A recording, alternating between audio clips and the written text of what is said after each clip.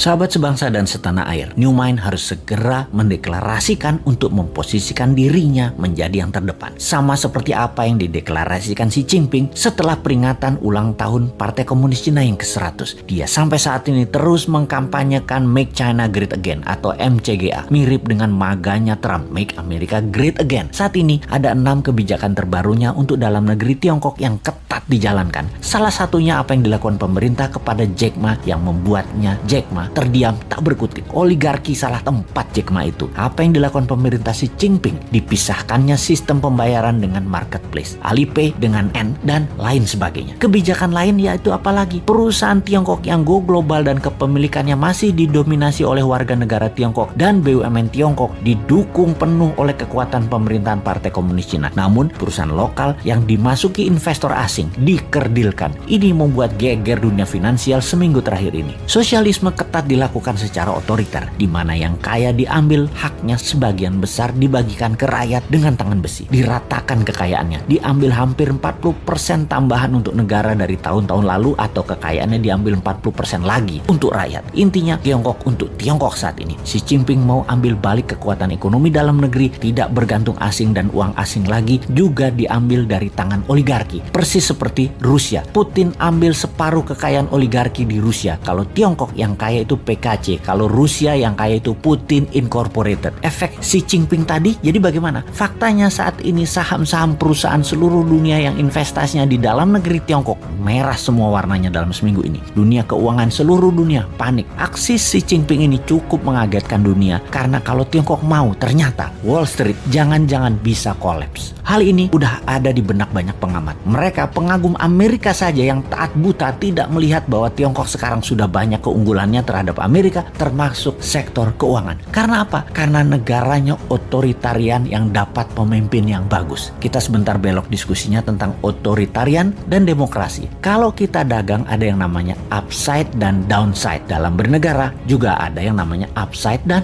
downside. Di negara otoritarian, kalau dapat pemimpin yang jahat, egois, bengis, maka downside-nya banyak banget kepada bangsa dan negaranya. Kalau dapat pemimpin yang bagus, pro rakyat seperti Xi Jinping, Erdogan, Putin, Lee Kuan Yew, maka upside-nya untuk bangsa dan negaranya banyak. Di negara demokrasi, kalau dapat pemimpin jelek, downside-nya jelek walau tidak sejelek pemimpin otoritarian buruk. Kalau dapat pemimpin bagus di demokrasi, upside-nya tidak terlalu banyak juga. Nggak heran banyak negara walaupun demokrasi namun gaya pemimpinannya pengen otoritarian, berkuasa penuh. Seperti di negara tetangga, kalau aja para pemimpinnya bagus, sudah jadi negara superpower tuh dalam 20 tahun. Tapi faktanya memble, walaupun sudah otoritarian, jadi apa dong jenis penguasanya? Ya udah tahu sendiri kan ya. Kembali ke Make China Great Again yang mengutamakan kepentingan dalam negeri dan mengutamakan keuntungan Tiongkok di luar negeri menjadi mesin perang baru, persis seperti maganya Trump. Ayo New Mind segera mendeklarasikan MIGA, Make Indonesia Great Again.